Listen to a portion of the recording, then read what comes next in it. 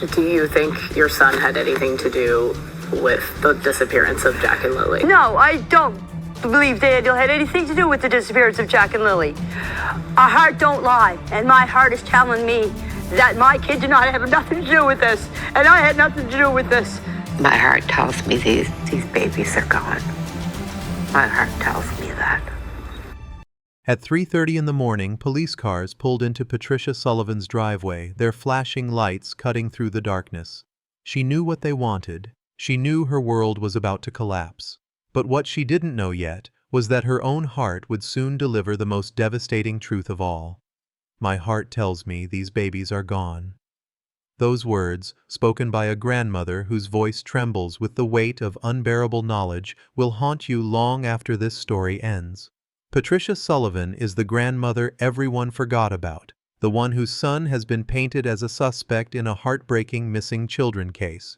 But here's what's shocking. Her son, Cody, has never even been to the area where 4-year-old Jack and 6-year-old Lilly Sullivan disappeared. He's never been arrested, never had a criminal record. For 9 months he's been living quietly with his mother, 3,000 miles away from where his children vanished on that terrible September morning. So, why are we just hearing Patricia's story now? Why has this grandmother's voice been silenced while speculation and accusations tore her family apart? And why does she believe with every fiber of her being that her precious grandchildren are never coming home? Before we analyze the suspicions in the case, please tell me where you saw this video from. I will read it all and spread it to the world. This grandmother's story will shatter your assumptions and reveal a truth so devastating it will leave you questioning how we got it all so wrong.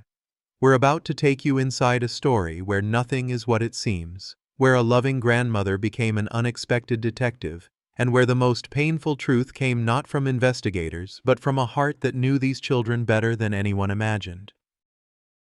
Patricia Sullivan's grandchildren have been missing for over a year, but her story starts with a phone call that came too late and ends with a truth that no family should ever have to face. This is the story the media missed, the story of Lilly and Jack Sullivan told by the grandmother who refuses to give up on finding answers, even when those answers break her heart. Picture this. You're sound asleep, safe in the belief that your family is intact, when suddenly, flashing red and blue lights pierce through your bedroom window. It's 3:30 in the morning. Police cars are in your driveway, and you know, without anyone having to tell you, that your life is about to change forever. This is exactly what happened to Patricia Sullivan on that September night. A light sleeper, she was jolted awake by the flashing lights, but what makes this moment so chilling isn't just the late hour or the unexpected visit. It's what Patricia knew before she even got out of bed. "I knew what it was," she says, her voice carrying the weight of a grandmother's worst nightmare. The officers didn't stay long. They stood in her kitchen, never moving beyond that space as if they were afraid to intrude too deeply into her world. They asked her to wake up her son, Cody. They wanted to know when he'd last seen the children. They were checking, they said, just making sure the kids weren't there. Think about this for a moment. If you're law enforcement and you're looking for missing children, what does it tell you about the seriousness of the situation when you show up at the father's house at 3:30 in the morning? What does it tell you about how quickly hope was fading? The officers left as quickly as they came, but the questions they left behind would haunt this family forever. When was the last time Cody had seen Lilly and Jack? The answer to that question would soon reveal something that would shock investigators and break a grandmother's heart, because Cody Sullivan hadn't seen his children in 3 years. 3 years. Let that sink in for a moment. But Patricia didn't know that yet. All she knew was that her grandchildren were missing and the police were already looking in her direction. The phone call that had started it all came from an unexpected source. The mother of Patricia's grandson from another relationship, a woman who saw a Facebook post about missing children and recognized the names. Patricia was in town when she got that call, living her normal life, completely unaware that Lilly and Jack had been missing since that morning. When she saw that Facebook post showing her grandchildren's faces under the word missing, her world tilted on its axis. "I was in a state of panic shock," Patricia remembers. "But in the back of my mind, I kept saying, well, they'll find them." I'm assuming that they'd find them. That assumption, that innocent belief that missing children are always found, would be tested in ways Patricia never imagined, because by the time those police cars pulled into her driveway, Lily and Jack had already been gone for an entire day in the life of a 4-year-old and a 6-year-old. An entire day for something terrible to happen, an entire day for hope to begin its slow, agonizing death. But Patricia didn't know any of this yet. All she knew was that come morning she'd be joining the search for her grandchildren. She'd be doing what any grandmother would do, everything in her power to bring them home. What she couldn't know was that this search would reveal truths that would change everything she believed about her family, about the mother of her grandchildren, and about what really happened that September morning. Saturday morning arrived with the kind of cruel sunshine that seems to mock tragedy. Patricia Sullivan and her sister drove to begin searching for Lily and Jack, their hearts heavy with hope and dread in equal measure. They were about to meet with Malaya, the children's mother, and start what Patricia believed would be a successful rescue mission. After all, children wander off, children get lost, but children also get found. Patricia's approach to the search reveals everything you need to know about her as a grandmother. When she arrived at the scene, she didn't immediately defer to the professional search teams or the official protocols. Instead, she went straight to the source of the most intimate knowledge about these children. "Malaya," Patricia said, "you know your kids. Nobody knows their kids like their mom. Where do your kids normally go to play out in the yard? What direction do they usually like to explore?" This wasn't just strategy, this was a grandmother's wisdom. Patricia understood something that searches sometimes miss. Children aren't random in their movements. They have patterns, preferences, favorite hiding spots. They go to places that feel familiar, safe, interesting to their young minds. Malaya's answer seemed logical enough. "They always play up in the little woods right on the side," she told Patricia. So that's where they started. Patricia, her sister, and Malaya's daughter began combing through those woods, working systematically outward from the children's known play area. The official search and rescue teams had cordoned off other areas, so this small family group focused on the terrain they were allowed to cover. For hours, Patricia's voice echoed through those trees. "Lily, Jack," she called Jack by his family nickname too, Jackie Boy. The sound of a grandmother's desperate voice calling for missing children is something that haunts everyone who hears it. It's the sound of love refusing to give up even when hope is slipping away. But as the hours passed, something began to dawn on Patricia. These woods weren't just dense, they were nearly impassable. "You literally have to climb over trees, climb under bushes," she describes. "It is really, really thick." Picture trying to navigate this terrain as a 4-year-old and a 6-year-old. Picture little legs trying to climb over fallen logs. Picture small hands trying to push through dense underbrush. Picture the fear, the confusion, the impossibility of 2 young children making it very far in this terrain, especially together. This is when Patricia's grandmother instincts began to override her desperate hope. "I started to feel that I can't see them being in the woods," she realized. "There's trees everywhere." But it wasn't just the terrain that was troubling Patricia. Something else was happening during this search, something that would shake her to her core and make her question everything she thought she knew about Malaya. When Patricia came back from hours of searching and went to check on Malaya, she found a woman she barely recognized. "I assume she was in shock," Patricia recalls. "She was very non-emotional, very just flat, monotone." Now Patricia knew Malaya well. She describes her former daughter-in-law as soft-spoken but caring, never one to raise her voice at the children. "She's not usually excitable," Patricia explains. "I thought that made her a really great mom. She was an excellent mom." Patricia had watched Malaya parent these children. She'd seen her gentle approach. "Now, Lily, what did Mommy say?" Always calm, always patient, always loving. If anybody's meant to be a mom, it was her, Patricia had thought. But something was different now, something that went beyond shock, beyond grief, beyond the normal response of a mother whose children have vanished. And then Patricia saw the house. After seeing the place, seeing the condition of the home, It was like the total opposite of what I knew of Malaya, she says, her voice still carrying disbelief more than a year later. The Malaya that Patricia knew was meticulous, clean about herself, clean about the children, clean about her home. But this house looked more like a camp, unkempt, chaotic, nothing like the organized, loving environment Patricia remembered from her previous visits.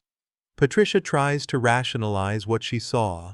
Maybe it was because of all the people who had been there. Maybe it was the disruption of the search efforts, but deep down, she knew this wasn't the result of a few days of crisis. This was evidence of something that had been building for a long time. This moment, standing in that house, looking at the chaos, seeing Malaya's flat affect. This was when Patricia's world began to truly crumble, not just because her grandchildren were missing, but because everything she believed about their lives before they went missing was starting to unravel. What else had she missed? What other changes had happened in the nearly 2 years since she'd last seen Lily and Jack? And if Malaya wasn't the mother Patricia remembered, what did that mean for what might have happened to the children? This grandmother's story is about to reveal why missing children cases are never just about the day the children disappear. They're about all the days leading up to that moment and all the signs that people who loved them might have missed.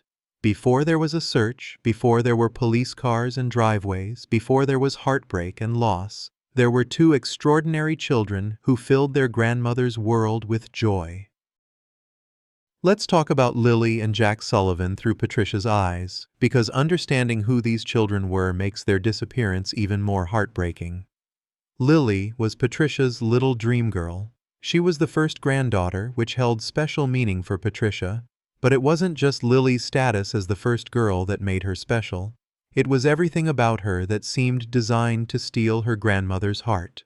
Lily had brown hair that caught the light just right, and she had something that connected her to Patricia in the most touching way, a gap between her teeth. I had when I was a kid, Patricia remembers, her voice softening with the memory. Here was this little girl who not only carried forward the family genes, but also carried forward this small, endearing physical trait that linked grandmother and granddaughter across generations.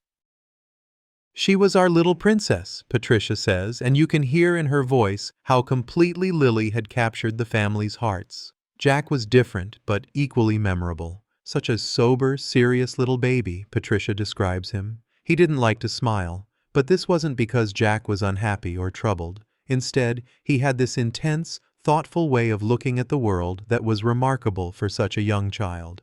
You could tickle him, and he would look at you ever so serious, like he was really studying you, Patricia remembers. Can you picture this? A toddler who responds to tickling not with giggles, but with this grave, contemplative expression, as if he's trying to figure out the deeper meaning behind adult behavior. There's something deeply touching about Patricia's description of Jack. He was the kind of child who seemed old beyond his years, who watched and listened and absorbed everything around him with an intensity that adults found both charming and slightly mysterious. These weren't just any missing children. These were specific, beloved, irreplaceable little people with personalities that had already begun to define them. Lily with her princess-like charm and that gap-toothed smile. Jack with his serious demeanor and studying eyes. For 3.5 years, Patricia had watched these children grow up in what she believed was a perfect family situation. I thought they were the picture-perfect family, she says about Cody and Malaya's relationship. 3.5 years of what looked like domestic bliss. 3.5 years of Patricia believing that her son had found his place in the world as a father and partner. But then the cracks began to show. Malaya started confiding in Patricia about problems in the relationship. She wasn't happy. She was thinking about leaving. These conversations put Patricia in a delicate position. She was hearing from her son's partner that the relationship was falling apart. But Patricia's response reveals everything you need to know about her character and her priorities. I told her that we supported whatever she decides, she says. One good parent is way better than 2 broken ones. Think about what this means. Patricia was willing to support Malaya's decision to leave her son if that's what was best for the children. She put Lily and Jack's well-being above her own desires to see her son's relationship succeed. This wasn't a grandmother who was going to take sides or create drama. This was a grandmother who wanted what was best for her grandchildren, even if it meant accepting that her son's family was dissolving. And remarkably, when the split did happen, Patricia's relationship with the children didn't suffer. "I thought it was going to change, but it didn't," she remembers with relief. "Malaya, she was a sweetheart. Anytime we wanted to see the kids, she'd come by for a visit. She'd bring them by all the time. It was actually really, really good." This is crucial to understanding what makes Patricia's story so heartbreaking. This wasn't a bitter custody battle. This wasn't a situation where the children were used as weapons between angry parents. This was, by all appearances, a mature, amicable separation where everyone involved prioritized the children's need to maintain relationships with both sides of their family. Malaya was facilitating visits. She was bringing the children by regularly. She was being, in Patricia's words, a sweetheart about maintaining these important family connections. So, what changed? What happened to turn this amicable co-parenting situation into a complete cutoff of contact? The answer to that question would reveal something about Patricia's son that would shock her, disappoint her, and ultimately help explain why she hadn't seen her beloved grandchildren in almost 2 years when they disappeared. Because sometimes the people we love make choices that we can't understand, can't accept, and can't fix. And sometimes those choices have consequences that ripple through generations, affecting not just the person who made the decision, but innocent children who never asked to be caught in the middle. What Patricia was about to learn about her son's decisions would break her heart almost as much as losing her grandchildren, because she was about to discover that the perfect family she remembered was built on a foundation that was already crumbling, and that the father she thought she knew had made choices that would haunt them all. The question that would break Patricia Sullivan's heart came from an interview room more than a year after her grandchildren vanished. "When was the last time you saw the children?" Her answer would reveal a truth so painful, so shocking, that it reframes everything we think we know about this case. "A year and a half almost. Really? It's about a year and 9 months." Let that sink in for a moment. Patricia Sullivan, the grandmother who joined the search, who combed through dense woods calling for Lily and Jack, who believed she knew these children better than anyone, hadn't seen them in almost 2 years when they disappeared. How does this happen? How does a grandmother who clearly loved these children so deeply lose contact with them for such a devastating length of time? The answer lies in a sequence of choices that would ultimately tear this family apart. When Malaya decided to leave Cody, she wanted sole custody of Lily and Jack. This wasn't unusual. Many separating parents seek primary custody. Malaya petitioned the courts, a legal process designed to protect children's interests and establish clear custody arrangements. But Cody's response to this petition would change everything. When she did that, he said he was done, Patricia explains, her voice heavy with disappointment and heartbreak. He was done. 2 words that would echo through this family's tragedy for years to come. Not, "I'll fight for my children," not, "I'll work out a custody arrangement," not, "I'll be the best father I can be under the circumstances." It was done. "My son walked away," Patricia says, and you can hear in her voice how difficult this truth is for her to speak aloud. He chose to walk away. Think about what this means for Patricia. She's watching her son make a choice that she fundamentally cannot understand. She's watching him abandon his children, her grandchildren, rather than navigate the complexities of shared custody. She's seeing him choose his own emotional comfort over his responsibility as a father, and because Cody walked away, Patricia lost access to Lily and Jack too. "How did you deal with that?" Patricia is asked, and her answer reveals the depth of her regret. "Really, to be honest, maybe I didn't deal good enough with it." This is a grandmother wrestling with her own choices. Should she have pushed harder to maintain contact? Should she have challenged her son's decision more forcefully? Should she have found ways to reach out to Malaya independently? Patricia's self-doubt is heartbreaking because it's so human. When we lose someone we love, we always wonder what we could have done differently. But Patricia was caught in an impossible situation, torn between her love for her grandchildren and her relationship with her son. For nearly 2 years, Patricia lived with this loss. For nearly 2 years, she wondered how Lily and Jack were growing, what new words they were learning, whether they remembered their grandmother who loved them so much. For nearly 2 years, she carried the weight of not knowing whether they thought she had abandoned them too. And then came that phone call about the Facebook post. When Patricia learned that Lily and Jack were missing, she wasn't just dealing with the terror of their disappearance. She was also dealing with the devastating realization that she had lost precious time with them that could never be recovered. If she had fought harder for contact, would she have seen warning signs about their living situation? If she had maintained a relationship with Malaya despite her son's choices, would she have been able to help prevent whatever happened to them? If she had been more present in their lives, would they still be here? These are the questions that torment Patricia Sullivan. These are the regrets that compound her grief and make this case even more heartbreaking. But Patricia's pain isn't just about her own loss. It's about what this abandonment might have meant for Lily and Jack themselves. Children who were loved by their grandmother, who had a safe place to go, who had an extended family that cared about them, suddenly found themselves cut off from all of that because of their father's decision to walk away. Did they wonder why Grandma Patricia stopped visiting? Did they ask about their father's family? Did they feel abandoned not just by their father but by everyone connected to him? The ripple effects of Cody's choice to be done extended far beyond his own relationship with his children.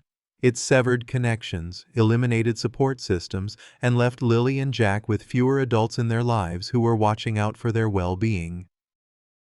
And when children go missing, every lost connection, every severed relationship, every adult who might have noticed changes or warning signs becomes a tragic what if. Patricia Sullivan spent nearly 2 years grieving the loss of her relationship with her grandchildren. She had no way of knowing that she was preparing for a grief that would be infinitely worse. A month after Lily and Jack Sullivan vanished, law enforcement finally came for formal questioning. By then, the initial panic of the search had settled into the grinding, systematic work of an investigation. By then, every lead had been followed, every possibility explored, every theory tested against the brutal reality that 2 young children had simply disappeared. The timing of this formal questioning is significant. A month means investigators had exhausted their immediate options. A month means they were no longer expecting to find the children quickly and safely. A month means they were shifting into a different kind of investigation entirely. Patricia Sullivan went first, 2 hours in a police vehicle answering questions about her family, her relationship with her grandchildren, her knowledge of their living situation. For Patricia, this interrogation wasn't unexpected or unwelcome. "I didn't mind," she says. "I mean, to me, I'm the grandmother, so it wasn't a surprise to me. I'm assuming the sooner they do all that, I wish they would have done it sooner, the sooner they can move on." There's something both heartbreaking and admirable about Patricia's attitude toward being questioned. She understood that she was part of the investigation, not because she was suspected of wrongdoing, but because she was part of the family structure that investigators needed to understand. She welcomed the questioning because she believed it would help move the investigation forward. But her son Cody's experience was very different. They questioned him for an hour and a half, and according to Patricia, he was a little upset about it. But Cody's upset wasn't about the inconvenience or the discomfort of being questioned. It was about how the questioning made him feel. He said they made him feel like he did something wrong, Patricia explains. Think about this from Cody's perspective. He hasn't seen his children in 3 years. He's been living with his mother 3,000 miles away from where they disappeared. He has no criminal record, no history of violence, no connection to their disappearance beyond being their biological father. But he's also a father who walked away from his children. He's also a man who chose to be done rather than fight for custody. And that choice, which might have seemed like just a personal decision at the time, now takes on a much darker significance when those children are missing. The questions police asked Cody reveal just how far removed he was from his children's lives. They wanted to know what Lily's favorite color was. This seems like such a basic question, the kind of thing any parent should know about their 6-year-old daughter, but Cody's answer was devastating. They were babies when I seen them last. She was just learning what she wanted to figure out to eat. I don't know what her color is. Imagine being a father and having to admit that you don't know your daughter's favorite color because you haven't been part of her life long enough to learn these fundamental details about who she's becoming. Imagine having to explain to investigators that your knowledge of your children stopped when they were toddlers. This exchange reveals the true tragedy of Cody's choice to walk away. He didn't just lose his relationship with his children, he lost his knowledge of who they were as people. Lily had grown from a toddler who was just learning what she wanted to figure out to eat into a 6-year-old with preferences, personality, favorite colors, dreams, fears. Jack had grown from a serious baby into a 4-year-old with his own thoughts and feelings and ways of seeing the world. But Cody had missed all of that development. He had chosen not to witness his children becoming the people they were meant to be. And now, when investigators needed someone who knew these children intimately, who could provide insights into their personalities and habits and likely behaviors, their own father couldn't help. He was pretty upset, Patricia says about Cody's reaction to the questioning, and you can understand why. It's one thing to make a choice to step back from your children's lives when that feels like the easier path. It's another thing entirely to realize that choice has consequences that extend beyond your own pain and into a criminal investigation. But the story doesn't end there. Just a few days before Patricia shared her story, law enforcement contacted Cody again. This time their message was different. They told him that they weren't looking his way anymore, that everything was fine. This should have been good news. This should have brought relief to a family already carrying so much pain. But instead, it raises more questions than it answers. If police have cleared Cody, what does that mean for the investigation? If they're no longer looking at the father, where are they looking? And most importantly for Patricia, if her son isn't responsible for what happened to Lily and Jack, then who is? These are the questions that keep Patricia Sullivan awake at night. These are the unknowns that make her grief even more unbearable, because clearing her son doesn't bring back her grandchildren. It just eliminates one possibility while leaving all the terrifying others still on the table. Patricia Sullivan knows children. She's raised them, loved them, watched them explore the world with the fearless curiosity that defines childhood. And because she knows children so intimately, she knows something that the official investigation seems to have missed. Lily and Jack Sullivan are not in those woods. I have children, I have grandchildren, and I see what kids are like through the woods, Patricia explains with the authority of someone who has spent decades observing how young minds work. There's no reason for any child to wander deep into the woods. There's just not. This isn't just a grandmother's opinion. This is an experienced adult applying decades of child psychology observation to a specific situation. Patricia understands something fundamental about how 4-year-olds and 6-year-olds think and behave, especially when they're together. During her search of those woods, Patricia experienced firsthand just how impossible the terrain was to navigate. Remember her description? You literally have to climb over trees, climb under bushes. It is really, really thick. Now, picture Lily, a 6-year-old girl, trying to help her 4-year-old brother Jack navigate this terrain. Picture them climbing over fallen logs, pushing through dense underbrush, trying to stay together while moving through a landscape that would challenge even adults. Children don't typically venture into difficult terrain unless they're being pursued by something or unless they're following something specific that has captured their attention.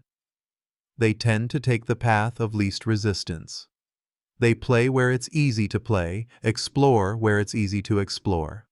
More importantly, children who are lost or scared don't typically go deeper into unfamiliar territory.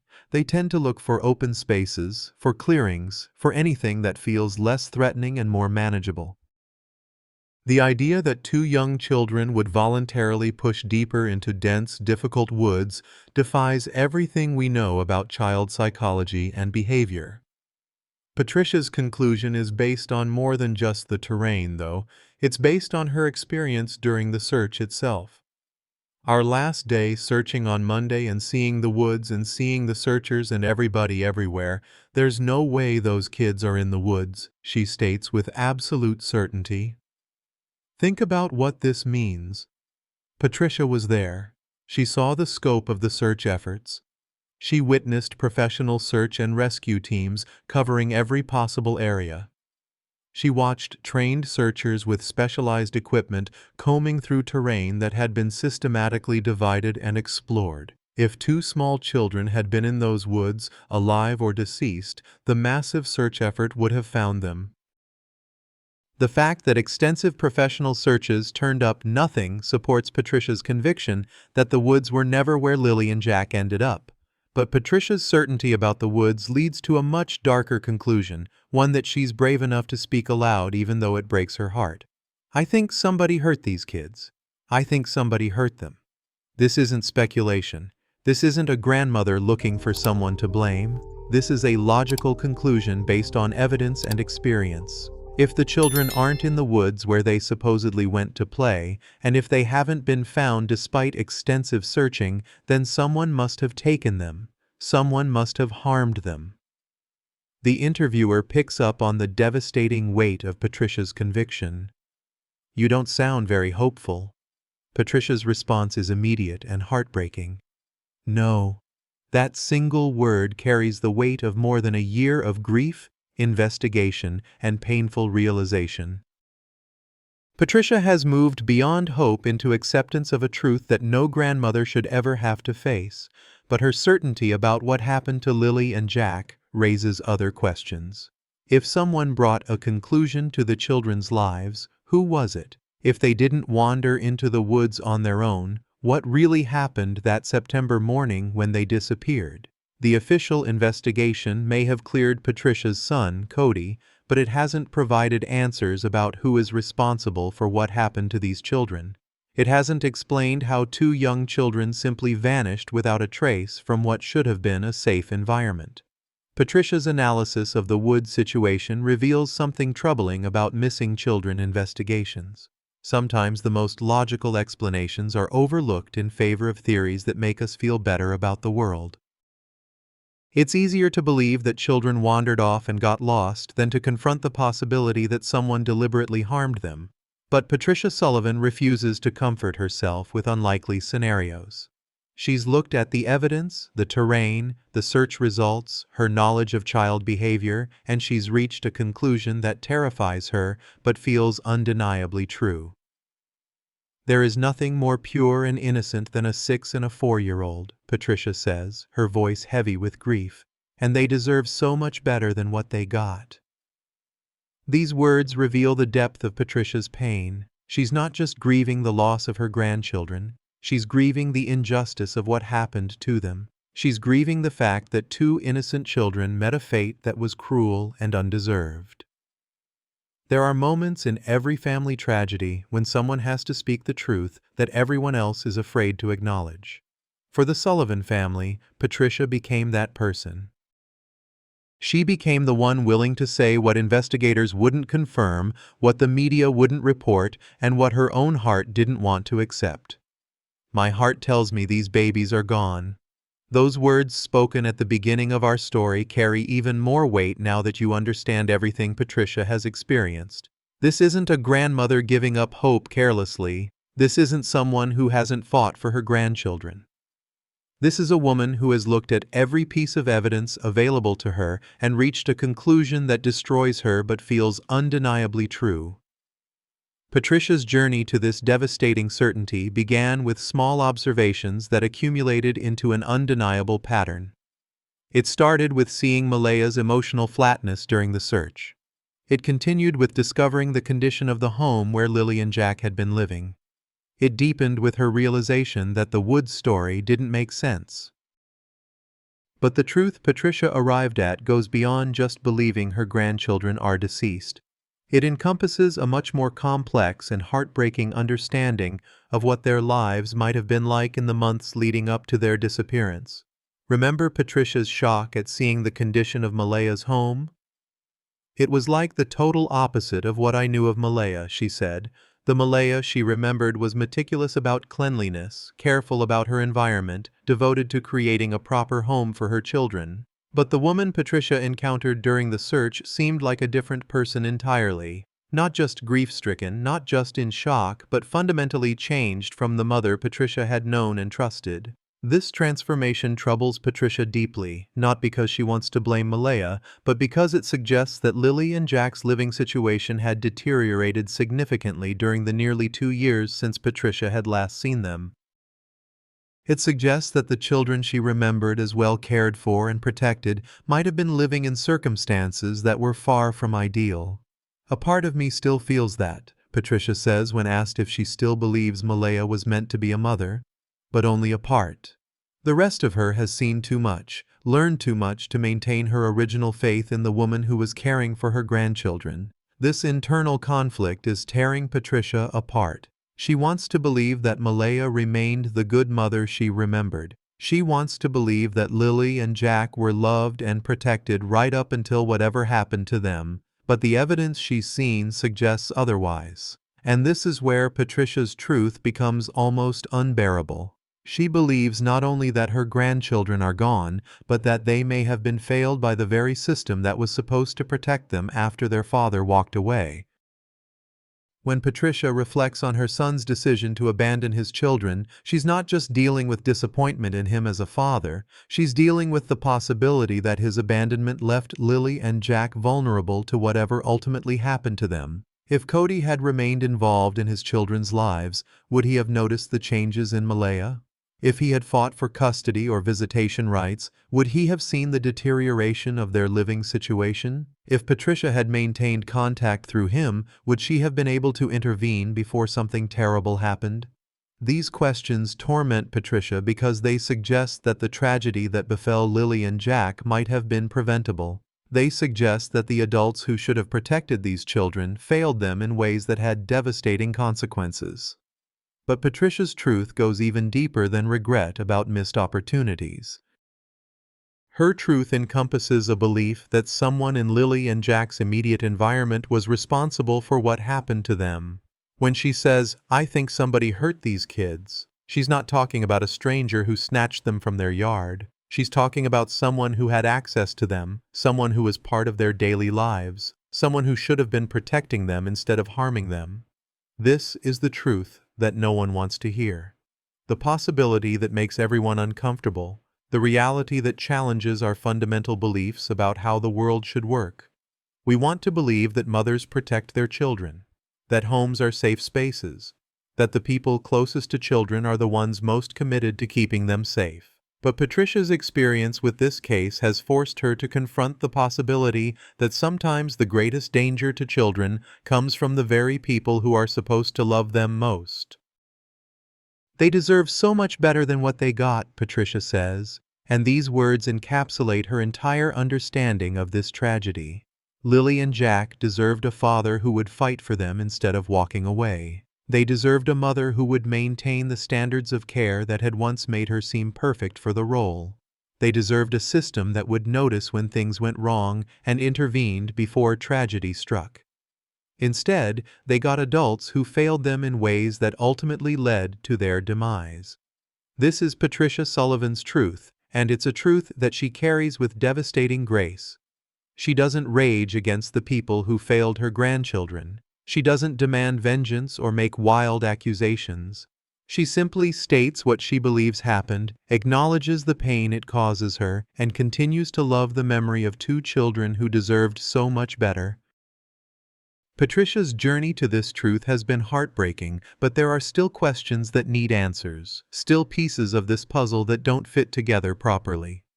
More than a year after Lily and Jack Sullivan disappeared, their case remains shrouded in official silence.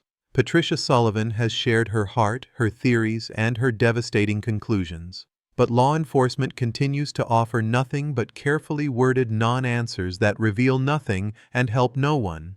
They've got everybody on it. They are looking at all avenues. They can't divulge any information that could compromise their investigation.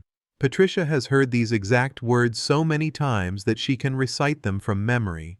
They've become a wall between her grief and any real understanding of what happened to her grandchildren. They represent the frustrating reality that families of missing children often face, being told to trust a process that offers no transparency, no updates, no sense of progress.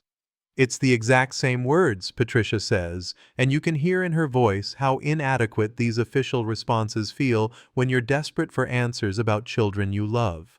But the lack of official information creates space for more troubling questions. If police have cleared Patricia's son, Cody, as they recently told him, what does that mean for the direction of their investigation? Are they looking at other family members? Are they investigating people in Malaya's life? Have they reached conclusions that they're not sharing with the family? The recent contact with Cody, where police told him they weren't looking his way anymore, that everything was fine, raises as many questions as it answers. Everything is fine. How can everything be fine when 2 children are still missing and no one has been arrested for their disappearance? This communication suggests that police may have moved beyond considering Cody as a suspect, but it doesn't suggest they've made any progress toward finding out what actually happened to Lily and Jack. It doesn't suggest they're close to making arrests or solving the case. It just suggests they've eliminated one possibility while leaving all the others still open. For Patricia, this creates a strange kind of limbo. She's relieved that her son is no longer under suspicion, but she's still living with the agony of not knowing what happened to her grandchildren. She's still carrying the weight of her own conclusions about their fate without any official confirmation or denial. And there are other questions that haven't been answered, questions that eat away at Patricia's peace of mind every single day. What was really happening in Malaya's home during those nearly 2 years when Patricia had no contact with the children? The condition of the house that Patricia observed during the search suggests that problems had been developing for some time. But how long and how serious were they? Were there other adults in Malaya's life who might have had access to the children? Had she entered into new relationships? Were there people around Lily and Jack who hadn't been properly vetted or who might have posed a danger to them? Had anyone in the community noticed changes in the children's behavior or appearance? Had teachers, neighbors, or other family members observed anything concerning in the weeks or months leading up to their disappearance? These are the kinds of questions that missing children investigations should be answering, but Patricia has no way of knowing whether they've been explored. The wall of official silence means that she doesn't know if investigators have followed up on these possibilities or dismissed them. Perhaps most troubling of all, Patricia doesn't know whether investigators share her conclusion that the children didn't wander into the woods on their own. Has the official investigation moved beyond the initial theory that the children got lost? Are they operating under the assumption that someone harmed Lily and Jack? Or are they still pursuing the possibility that this was simply a tragic accident? The answers to these questions would help Patricia understand whether the investigation is moving in a direction that might actually lead to resolution. Without them, she's left to carry her own conclusions in isolation without any sense of whether the people responsible for finding answers share her understanding of what happened. There's also the question of what happens next. It's been more than a year since Lily and Jack disappeared. With each passing month, the chances of finding new evidence diminish. Witnesses forget details, physical evidence deteriorates, people move away or become less willing to cooperate with investigators. Is this case heading toward becoming another unsolved disappearance? Will Patricia spend the rest of her life wondering what happened to her grandchildren without ever getting definitive answers? Will Lily and Jack become names on a list of missing children whose fates remain forever unknown? These possibilities terrify Patricia more than almost anything else. She's already accepted that her grandchildren are likely gone. But the thought of never knowing exactly what happened to them, never seeing justice for whatever was done to them, never having closure or resolution, that's a kind of ongoing torture that no grandmother should have to endure. And then there are the questions about her own choices. Should Patricia be doing more to push for answers? Should she be speaking more publicly about the case? Should she be demanding more transparency from investigators?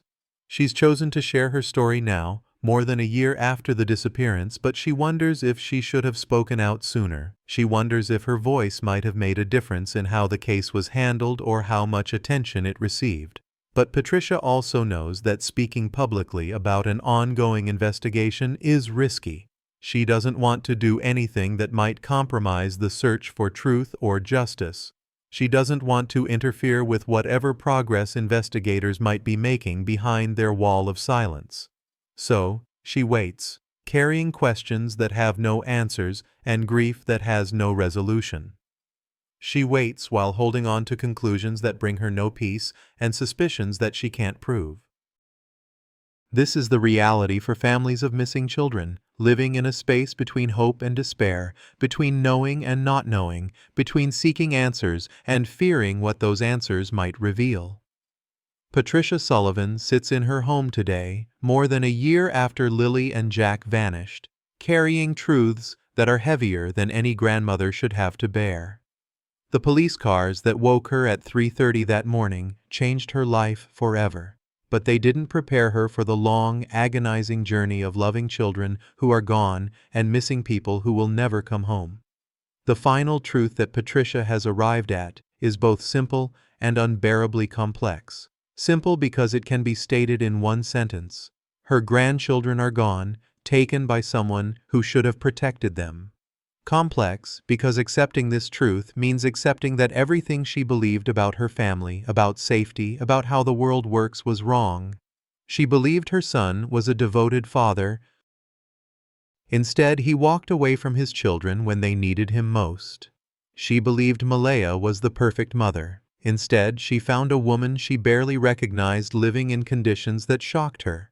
She believed that missing children get found, that families get reunited, that love is enough to bring people home. Instead, she learned that sometimes love isn't enough, and sometimes the people we lose stay lost forever. But perhaps the most devastating truth Patricia has had to accept is that she lost her grandchildren twice. The first time was nearly 2 years before they disappeared, when her son's choices cost her the relationship she treasured with Lily and Jack. The second time was that September morning when they vanished forever. There is nothing more pure and innocent than a 6- and 4-year-old, Patricia said, and these words capture the essence of what makes this case so heartbreaking. Lily with her gap-toothed smile and princess-like charm. Jack with his serious expression and studying eyes. 2 children who were just beginning to discover who they were meant to become, whose futures were stolen along with their lives. Patricia's journey through this tragedy reveals something profound about human resilience and the nature of love. She has endured losses that would break many people, the loss of her relationship with her grandchildren, the disappointment in her son's choices, the shock of discovering that people she trusted had changed beyond recognition, and finally the devastating certainty that Lily and Jack are never coming home. Yet, she continues to speak their names with love. She continues to remember them as the individual, precious people they were. She continues to believe they deserve better than what happened to them. The investigation continues, wrapped in official silence that offers no comfort and few answers. Patricia doesn't know if anyone will ever be held accountable for what happened to her grandchildren. She doesn't know if the questions that torment her will ever be answered.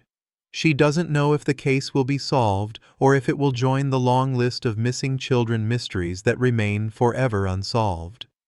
What she does know is that she will carry Lily and Jack with her for the rest of her life.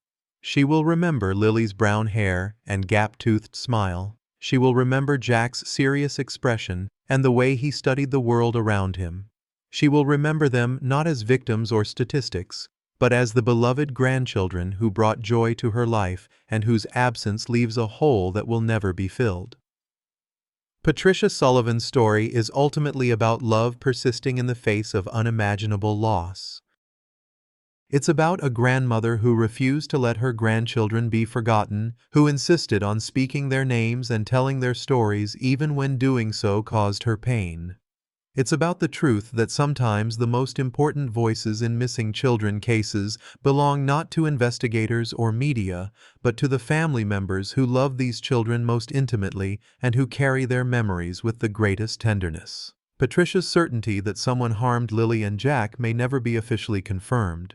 Her understanding of what happened that September morning may never be validated by arrests or convictions, but her love for her grandchildren and her commitment to honoring their memory will endure regardless of what the investigation ultimately reveals.